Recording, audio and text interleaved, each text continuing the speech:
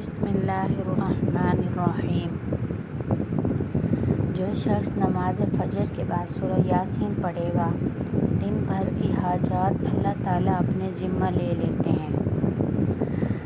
نماز ظہر کے بعد سورہ فتح پڑھنے والے کو اس وقت تک موت نہیں آئے گی جب تک حج اور عمرہ کی سعادت حاصل نہ کر لے۔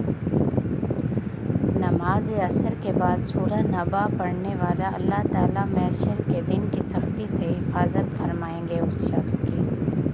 جو شخص نماز مغرب کے بعد سورہ واقعہ پڑھے گا، اللہ تعالیٰ غیر سے رزق کا بندوبست فرمائیں گے۔